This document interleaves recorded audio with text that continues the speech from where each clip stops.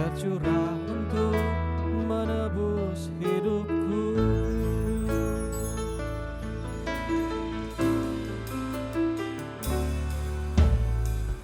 Telah kulihat bukti kasih-Mu, Kau menderita gantikanku. Dengan darah-Mu Kau selamatkanku. Kini ku hidup menyenangkan-Mu. Terlalu besar kasih-Mu Bapa, pengorbanan yang Kau berikan bagiku. Terlalu mahal darah-Mu Yesus, tercurah untuk menebus hidupku.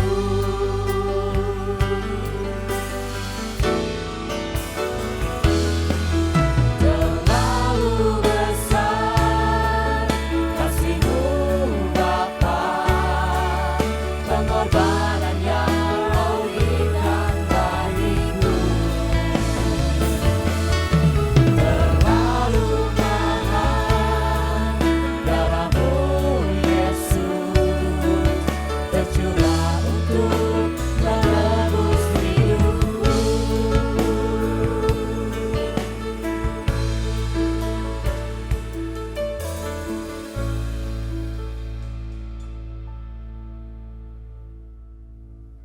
Jemaat yang dikasihi Tuhan, hari ini adalah Minggu Paskah ketiga yang juga adalah masa bagi kita menghayati kebaikan Tuhan yang telah memulihkan dan membaharui kehidupan kita melalui Sang Firman itu sendiri. Di dalam kehidupan umat manusia yang dilingkupi perasaan kecewa, kesedihan, dan ketidakberdayaan, Sang Firman hadir pada saat yang tidak diduga dan berkarya memperbarui hidup umatnya. Dengan satu hati, mari kita berhimpun menghadap Tuhan dalam kebaktian Minggu Paskah ketiga ini dengan berdiri dan menyanyikan Allah hadir bagi kita.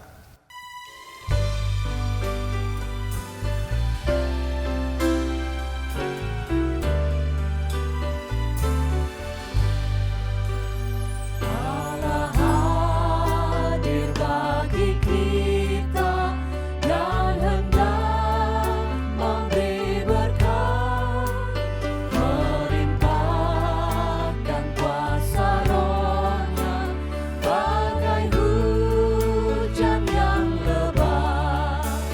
Dengan Roh Kudus ya Tuhan, umat-Mu berkatilah, baharui hati kami, oh curahkan kurnia.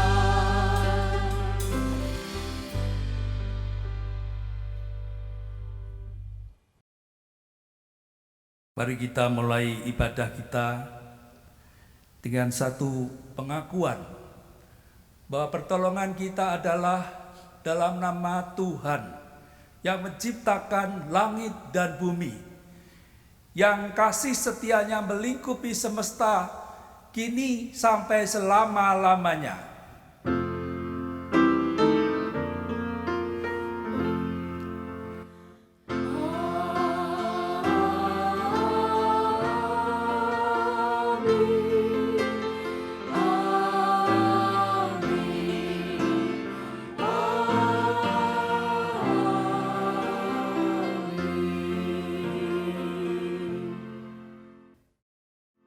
Kasih karunia dan damai sejahtera dari Allah Bapa kita dan dari Tuhan Yesus Kristus menyertai saudara sekalian.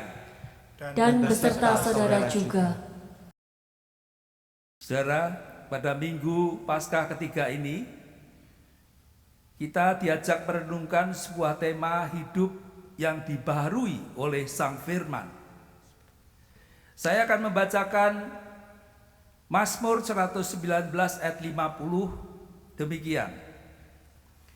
Inilah penghiburanku dalam sengsaraku, bahwa janjimu, firmanmu menghidupkan aku. Mari kita sambut dengan pujian dari PKJ 245.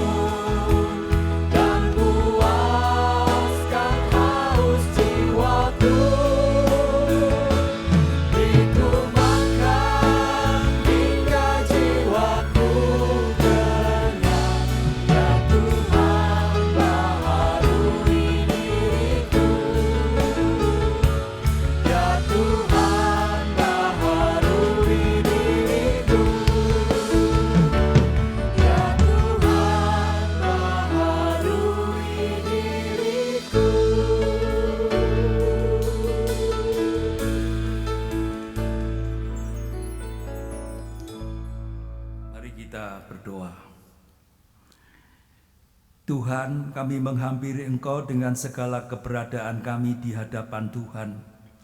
Kami sangat membutuhkan Engkau ya Tuhan. Namun kasihanilah kami ya Tuhan, menurut kasih setiamu. Hapuskanlah pelanggaran kami, menurut rahmat-Mu yang besar itu. Karena kami sadar akan segala pelanggaran kami di hadapan Tuhan. Dan kami juga senantiasa bergumul dengan segala dosa kami di hadapan Tuhan. Kasihanilah kami dan ampunilah kami ya Tuhan. Kami bersyukur kasih-Mu adalah kasih yang terus memanggil kami, mencari kami, bahkan merangkul kami untuk kembali kepadamu. Terima kasih untuk anugerah pengampunan-Mu yang berlimpah di dalam Yesus Kristus Tuhan kami. Amin.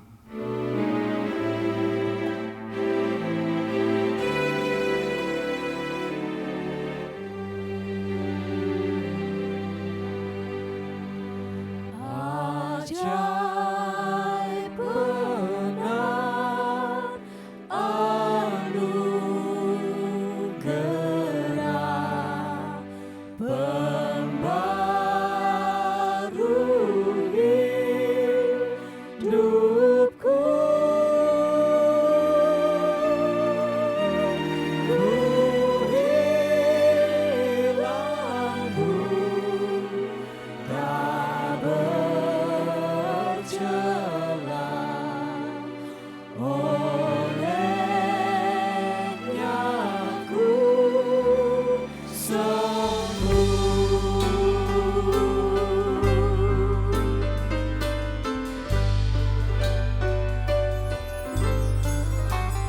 Ku dapat janji yang teguh. Ku harap sadanya, dan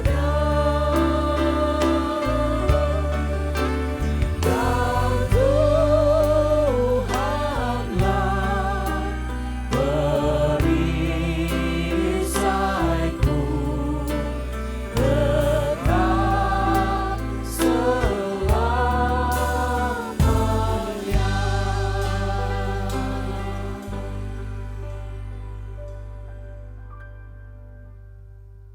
Saya undang jemaat berdiri.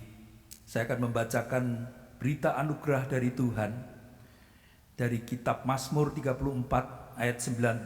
Demikian dikatakan, Tuhan itu dekat kepada orang-orang yang patah hati, dan Ia menyelamatkan orang-orang yang remuk jiwanya. Demikianlah berita anugerah dari Tuhan. Syukur kepada Allah.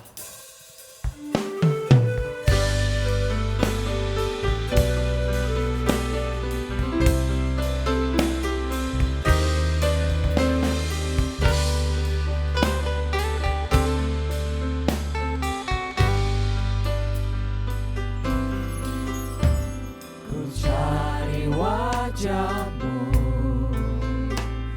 temukan kasih-Mu. Kau bukan Tuhan yang jauh dariku. Ku panggil nama-Mu,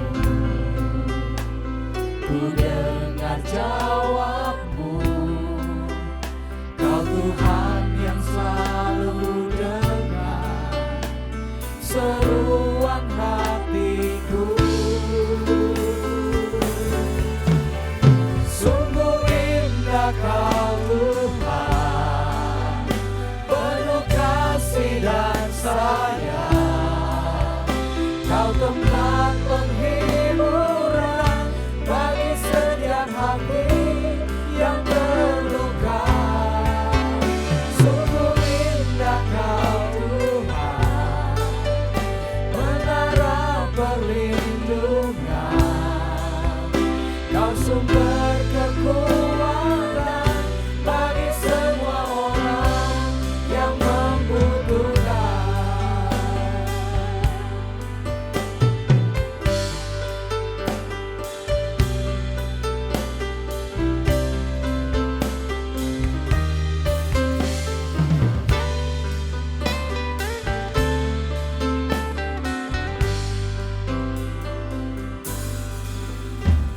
Ku cari wajah-Mu,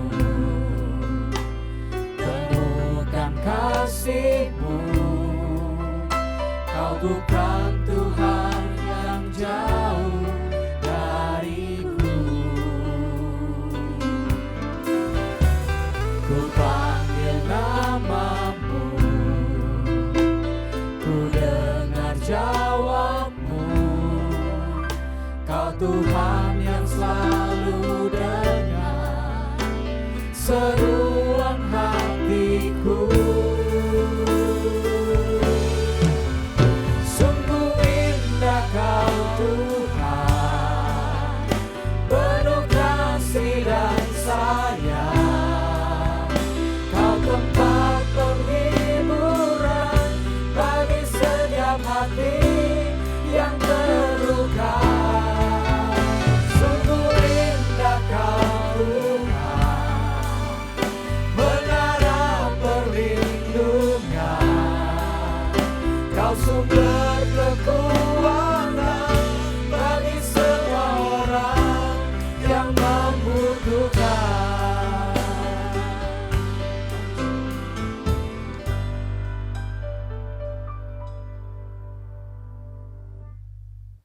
Mari kita berdoa.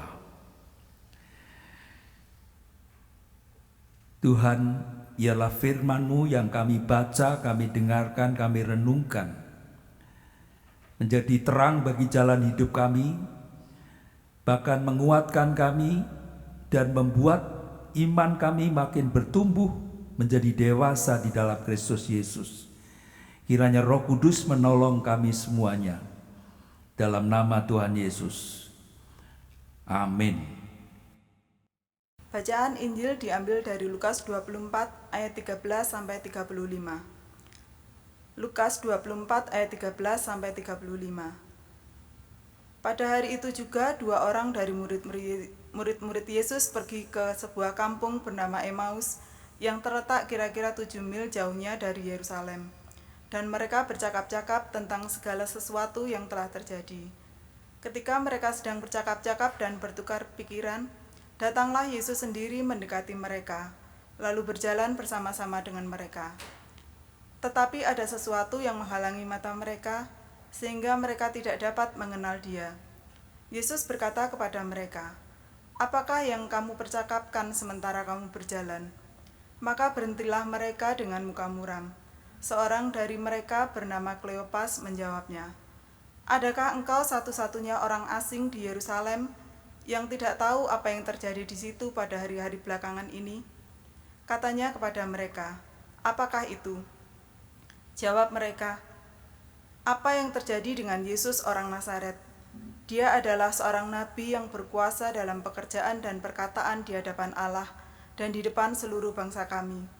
Tetapi imam-imam kepala dan pemimpin-pemimpin kami telah menyerahkan dia untuk dihukum mati dan mereka telah menyalibkannya. Padahal kami dahulu mengharapkan bahwa dialah yang datang untuk membebaskan bangsa Israel. Tetapi sementara itu telah lewat 3 hari sejak semuanya itu terjadi.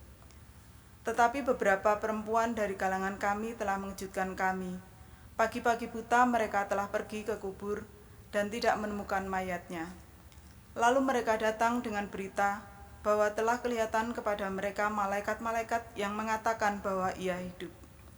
Dan beberapa teman kami telah pergi ke kubur itu dan mendapati bahwa memang benar yang dikatakan perempuan-perempuan itu, tetapi dia tidak mereka lihat. Lalu ia berkata kepada mereka, "Hai kamu orang bodoh, betapa lambannya hatimu, sehingga kamu tidak percaya segala sesuatu yang telah dikatakan para nabi. Bukankah Mesias harus menderita semuanya itu untuk masuk ke dalam kemuliaannya?" Lalu ia menjelaskan kepada mereka apa yang tertulis tentang dia dalam seluruh kitab suci, mulai dari kitab-kitab Musa dan segala kitab nabi-nabi. Mereka mendekati kampung yang mereka tuju, lalu ia berbuat seolah-olah hendak meneruskan perjalanannya. Tetapi mereka sangat mendesaknya, katanya, "Tinggallah bersama-sama dengan kami, sebab hari telah menjelang malam dan matahari hampir terbenam." Lalu masuklah ia untuk tinggal bersama-sama dengan mereka. Waktu ia duduk makan dengan mereka, ia mengambil roti, mengucap berkat, lalu memecah-mecahkannya dan memberikannya kepada mereka. Ketika itu terbukalah mata mereka, dan mereka pun mengenal dia, tetapi ia lenyap dari tengah-tengah mereka. Kata mereka seorang kepada yang lain, "Bukankah hati kita berkobar-kobar ketika ia berbicara dengan kita di tengah jalan, dan ketika ia menerangkan kitab suci kepada kita?" Lalu bangunlah mereka dan terus kembali ke Yerusalem. Di situ mereka mendapati ke-11 murid itu. Mereka sedang berkumpul bersama-sama dengan teman-teman mereka. Kata mereka itu, "Sesungguhnya Tuhan telah bangkit dan telah menampakkan diri kepada Simon." Lalu kedua orang itu pun menceritakan apa yang terjadi di tengah jalan dan bagaimana mereka mengenal dia pada waktu ia memecah-mecahkan roti. Berbahagialah setiap orang yang mendengarkan dan memelihara firman Tuhan dan melakukannya. Haleluya.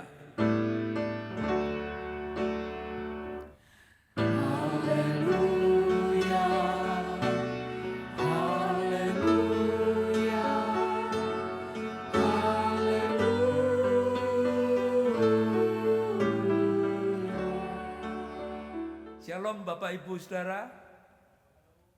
Kita bersyukur masih diberi kesempatan kembali untuk beribadah walaupun lewat online. Stay at home and worship from home. Saudara, sampai saat ini kita semua orang seluruh dunia masih dalam suasana yang meresahkan, bahkan menakutkan. Kenapa saudara? Karena penyebaran wabah virus corona atau COVID-19 itu masih terus berlanjut. Memang ada penderita corona yang sudah sembuh, tapi juga masih banyak orang yang masih terus dirawat sakit, masih berlanjut. Bahkan tidak sedikit mereka yang meninggal dunia. Saudara, yang jelas saat ini kita sedang menjalani kehidupan yang makin tidak mudah. Berbagai kesulitan dan penderitaan makin bertambah.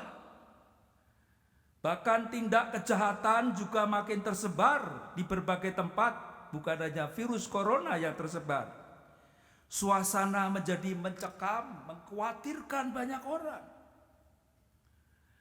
Banyak orang yang mulai mengeluh dan mengeluh karena sulitnya kehidupan. Mereka kehilangan arah dan gairah untuk menjalani kehidupan ini. Tidak sedikit mereka yang menjadi putus asa, hidup tanpa harapan. Saudara, itulah realita yang sedang terjadi, yang sedang dialami oleh banyak orang. Tetapi saudara, firman Tuhan mengingatkan kepada kita, jangan takut dan janganlah kita menjadi orang yang berputus asa. Karena masih ada pengharapan di dalam Tuhan Yesus Kristus yang telah bangkit dari kematian. Yesus Kristus yang hidup dan berkuasa atas kehidupan kita. Dialah yang sanggup membangkitkan kembali semangat hidup kita, orang yang sedang kehilangan pengharapan. Saudara, pada Minggu Paskah ketiga ini kita diajak merenungkan sebuah tema hidup yang dibaharui oleh Sang Firman. Rasul Yohanes menulis di dalam Injilnya, Yohanes pasal 1 ayat 1 dan 14, menyatakan bahwa Yesus Kristus dialah Sang Firman itu yang telah menjadi manusia. Bahkan ditegaskan firman yang menjadi manusia itu telah tinggal, diam di antara kita manusia ini. Firman yang telah menjadi manusia itulah yang ada di dalam Yesus Kristus, itulah yang berkuasa membarui hidup kita. Seperti lagu yang kita nyanyikan bersama tadi, Yesus memperbarui kehidupan seorang wanita Samaria di pinggir sumur. Wanita yang dicap oleh masyarakat Yahudi sebagai seorang yang berdosa. Tetapi Yesus mengangkat dia, menaikkan derajatnya kembali. Sang Firman itu telah memperbarui hidup wanita yang berdosa itu. Sang Firman datang kepadanya. Bagian Injil Lukas pasal 24 yang tadi dibacakan, ini juga menceritakan tentang pembaruan hidup oleh Sang Firman yang dialami oleh dua orang murid Yesus yang sedang dalam perjalanan menuju ke Emmaus. Kematian Yesus bukan hanya membuat murid-murid itu menjadi sedih berduka, tapi kematian Yesus telah membuat dua orang murid Yesus itu meninggalkan kota Yerusalem. Mereka pergi menuju ke Emmaus. Saudara, Yerusalem adalah tempat di mana para murid Yesus berkumpul, bersekutu bersama di situ. Mereka bisa saling menguatkan atas kesedihan mereka bersama, atas peristiwa penyaliban Yesus. Namun saudara, dua orang murid Yesus yang ditulis dalam Injil Lukas 24 ini, dikatakan mereka malah meninggalkan Yerusalem dan pergi menuju ke Emmaus. Saudara, mengapa mereka pergi ke Emmaus? Karena sepertinya kedua murid itu telah kecewa atas kematian Yesus, sehingga mereka sudah tidak lagi mau bergabung, berkumpul, bersekutu bersama dengan murid-murid Yesus yang lainnya. Di dalam perjalanan mereka menuju ke Emmaus itulah mereka memperbincangkan peristiwa yang menyedihkan yang sedang terjadi, yang sedang mereka alami, kematian Yesus. Tapi diceritakan pada saat itu juga datanglah Yesus mendekati mereka dan ikut berjalan bersama dengan mereka. Namun saudara, dikatakan kedua orang murid itu tidak mengenali bahwa yang sedang berjalan bersama mereka itu adalah Yesus. Saudara, peristiwa perjalanan dua orang murid Yesus yang menuju ke Emmaus ini, kita dapat belajar beberapa hal penting bagi kita.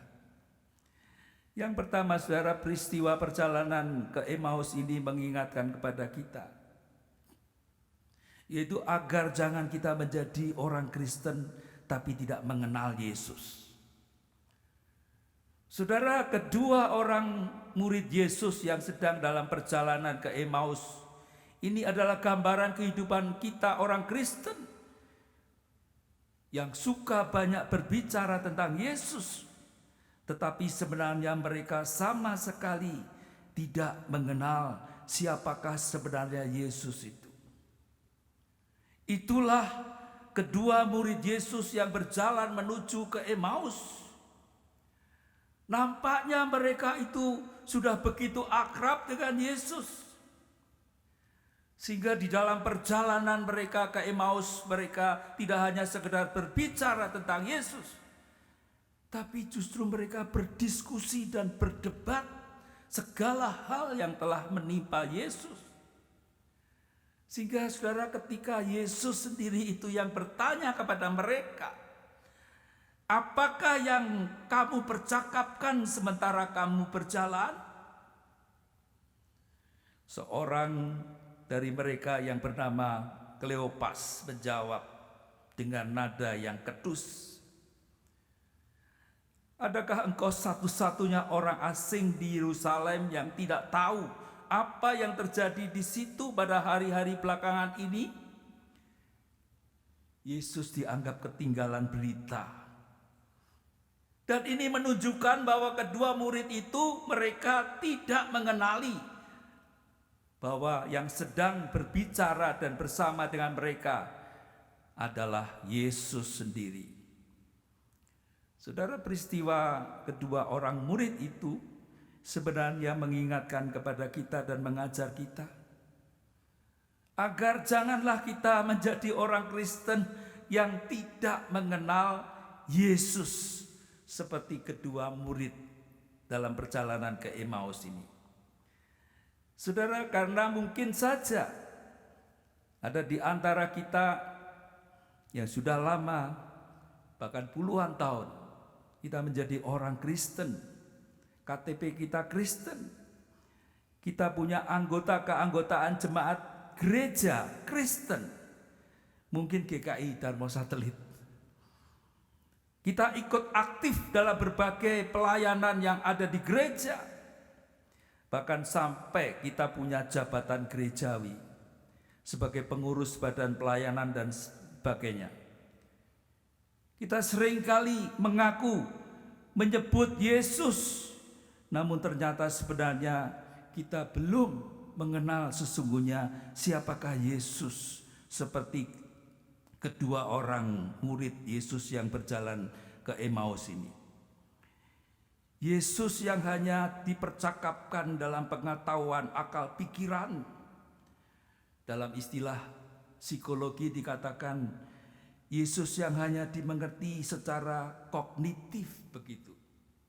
Bukan Yesus yang dikenal dalam pengalaman hidup pribadi yang ada di dalam hati dan yang terwujud di dalam kehidupan perilaku kita sehari-hari, seperti yang ditegaskan oleh Paulus juga kepada jemaat di Korintus. Ingat bahwa kamu adalah surat Kristus yang terbuka, yang dibaca oleh semua orang. Apakah semua orang melihat Kristus ada di dalam dirimu? Apakah selama ini, mari kita memeriksa diri kita masing-masing. Apakah selama ini saya adalah orang Kristen yang sungguh-sungguh sudah mengenal Yesus? Atau sampai saat ini saya hanya orang Kristen seperti dua orang murid, malah berjalan menuju ke Emmaus karena kecewa dan menjauhi persekutuan bersama dengan murid Yesus yang lain. Saudara, kalau memang demikian, maka kita perlu mengalami hidup yang dibaharui oleh Sang Firman itu. Yang kedua, di sini kita belajar peristiwa perjalanan kedua orang murid Yesus yang ke Emmaus, mengajar kita agar kita juga menjadi orang Kristen yang sungguh-sungguh mau belajar firman Tuhan dan mempercayainya. Saudara, Yesus menegur kedua muridnya dengan teguran sebutan orang bodoh. Karena ketidakpercayaan mereka terhadap firman Tuhan yang diberitakan oleh para nabi, Yesus berkata, "Hai kamu orang bodoh, betapa lambannya hatimu, sehingga kamu tidak percaya segala sesuatu yang telah dikatakan para nabi." Lalu dikatakan Yesus menjelaskan kepada mereka apa yang tertulis tentang Dia dalam seluruh kitab suci, mulai dari kitab Musa dan segala kitab nabi-nabi. Waktu Ia duduk makan dengan mereka, diceritakan Ia mengambil roti, mengucap berkat, lalu memecah-mecahkannya dan memberikan kepada mereka. Ketika itu terbukalah mata mereka. Dalam terjemahan lain dikatakan sadarlah mereka, dan mereka pun mulai mengenal Dia. Kata mereka seorang kepada yang lain, "Bukankah hati kita berkobar-kobar ketika Ia berbicara dengan kita di tengah jalan, ketika Ia menerangkan kitab suci kepada kita?" Lalu bangunlah mereka dan terus kembali ke Yerusalem. Di situ mereka ke-11 murid bertemu dengan mereka yang sedang berkumpul di tempat itu. Dan sejak itulah terjadilah perubahan perilaku para murid. Mereka tidak saja menjadi kenal terhadap Tuhannya yang sudah bangkit itu, tetapi mereka juga menyebarkan berita kebangkitan itu kepada banyak orang. Saudara, hidup mereka telah mengalami pembaharuan oleh Sang Firman, yaitu Yesus, melalui firman Tuhan yang disampaikan oleh Sang Firman itu. Saudara, marilah kita menjadi orang Kristen yang sungguh-sungguh mau belajar firman Tuhan, mau mempercayai firman Tuhan, agar hidup kita juga mengalami pembaharuan oleh Sang Firman itu. Paulus menegaskan kepada Timotius, dikatakan di dalam 2 Timotius 3 ayat 16 dan 17, segala tulisan yang diilhamkan Allah memang bermanfaat untuk mengajar, untuk menyatakan kesalahan, untuk memperbaiki kelakuan dan mendidik orang dalam kebenaran. Dengan demikian tiap-tiap manusia kepunyaan Allah diperlengkapi untuk setiap perbuatan baik. Dan yang terakhir, saudara, dari bacaan kita peristiwa perjalanan kedua murid Yesus ke Emmaus ini juga menunjukkan kepada kita. Menunjukkan apa, saudara? Bahwa kita tidak pernah berjalan dalam kehidupan ini sendirian saja. Kita tidak pernah sendirian berjalan dalam kehidupan ini. Ada Yesus yang senantiasa hadir dalam setiap pergumulan hidup kita. Seperti Yesus yang hadir dalam pergumulan dua orang muridnya yang berjalan menuju ke Emmaus, yang sedang dalam kekecewaan hati mereka, yang sedang menjauhi persekutuan dengan murid-murid Yesus yang lain. Tuhan hadir dengan mereka. Tuhan juga hadir bersama dengan kita. Seperti Mazmur 34 ayat 19 tadi dikatakan, Tuhan itu dekat kepada orang-orang yang patah hati. Tuhan menyelamatkan orang yang remuk jiwanya. Dan Tuhan Yesus sendiri sebelum pulang ke surga, Dia memberikan sebuah janji yang menguatkan para muridnya. Ketahuilah, dalam terjemahan lain dikatakan, ingatlah aku senantiasa menyertai kamu sampai akhir zaman. Saudara, Sang Firman Yesus Kristus bukan hanya mau memperbarui hidup kita, tapi Sang Firman itu juga mau memimpin hidup kita, langkah hidup kita, bahkan sampai akhir hidup kita.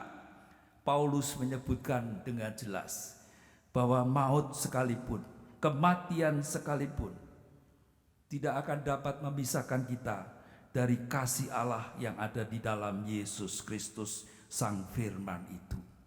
Kiranya firman ini memantapkan kita untuk terus melangkah bersama dengan Dia Sang Firman yang hidup itu. Amin.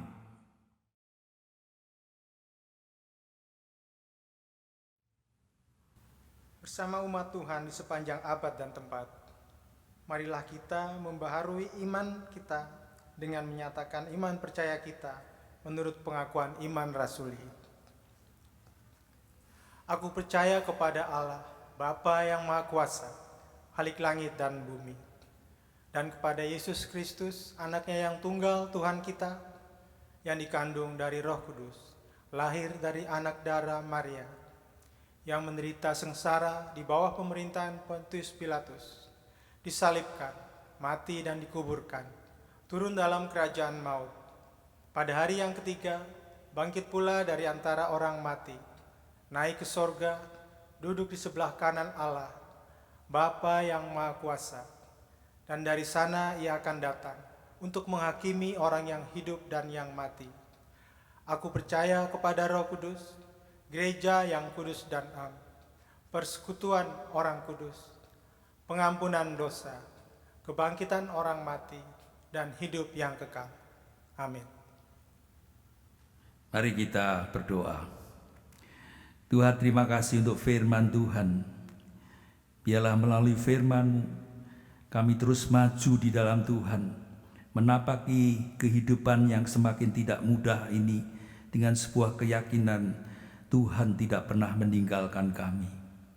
Saat ini kami mendoakan kondisi kehidupan semua orang di dunia ini yang sedang mengalami pandemi virus corona COVID-19 ini. Ada banyak korban, banyak keluarga yang berduka karena ada anggota keluarga mereka yang menjadi korban dan meninggal dunia.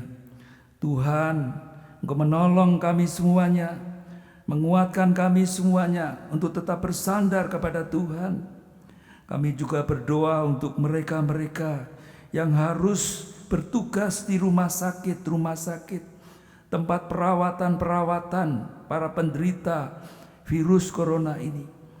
Para dokter, para medis, Tuhan, Engkau juga melindungi mereka, Engkau menguatkan mereka, Engkau menjaga kesehatan mereka semuanya. Kami juga berdoa untuk kebutuhan perlengkapan di dalam perawatan bagi para penderita. Tuhan, Engkau menolong segala upaya pemerintah untuk menangani para korban COVID-19 ini. Tuhan, menolong peran gereja di tengah-tengah kehidupan masyarakat dan bangsa ini.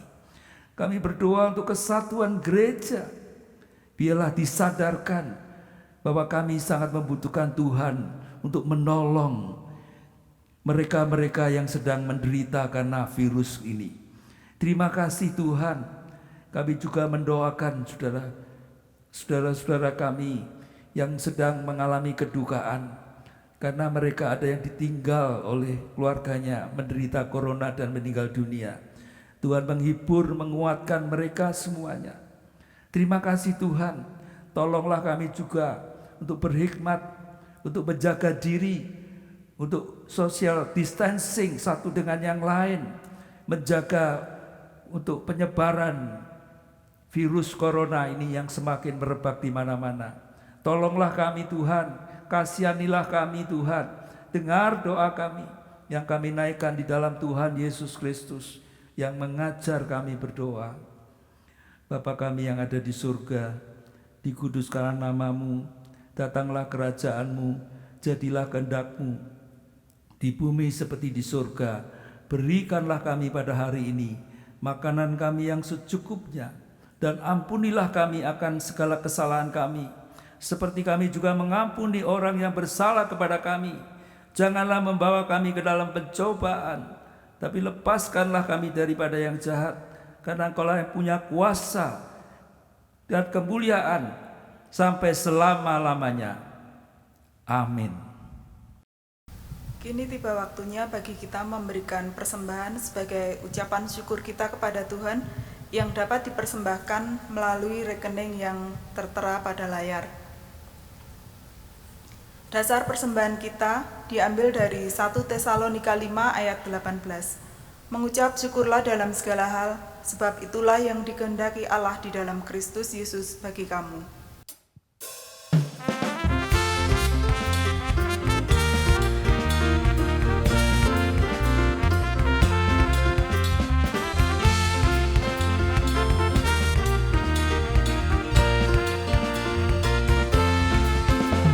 Di sini aku bawa Tuhan, persembahan hidupku semoga berkenan.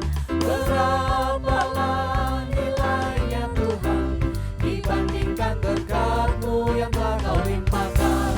Terimalah Tuhan, oh terimalah Tuhan.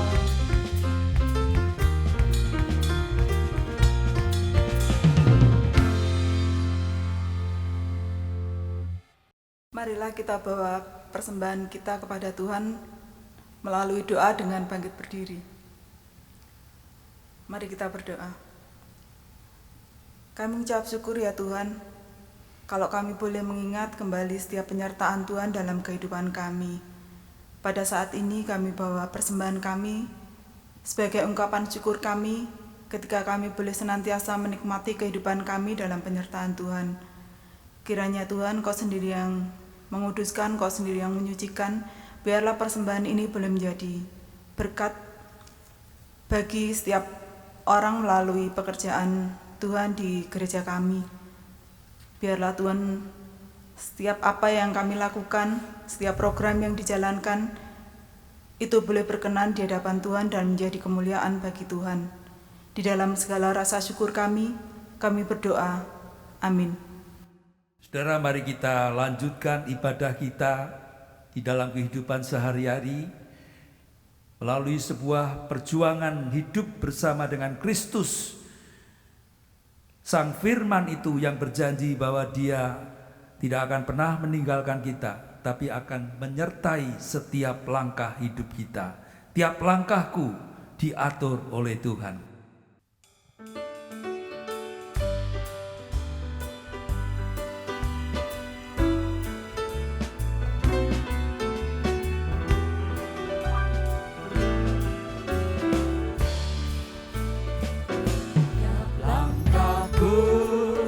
Diatur oleh Tuhan dan tangan kasih-Nya memimpinku di tengah badai dunia menakutkan. Hatiku tetap tenang teduh. Tiap langkahku ku tahu yang Tuhan pimpin ke tempat tinggiku dihantarnya. Hingga sekali nanti aku tiba di rumah Bapa surga yang bakal.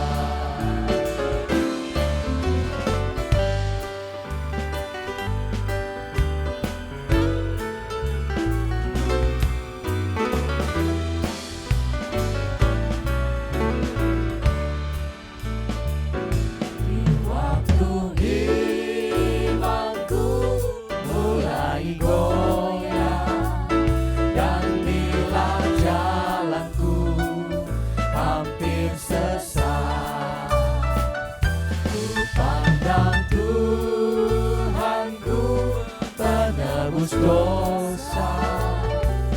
Ku teduh sebab Dia dekat.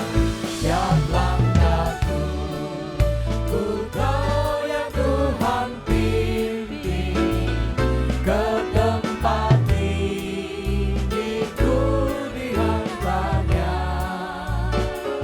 Hingga sekali nanti aku tiba di rumah Bapa surga yang bakal.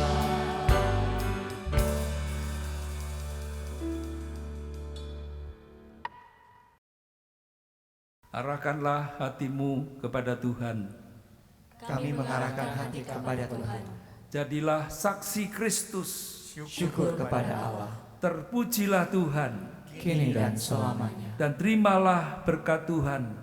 Semoga Allah sumber pengharapan memenuhi kamu dengan segala sukacita dan damai sejahtera dalam iman kamu, supaya oleh kekuatan Roh Kudus kamu berlimpah-limpah dalam pengharapan di dalam Kristus Yesus Tuhan. Haleluya.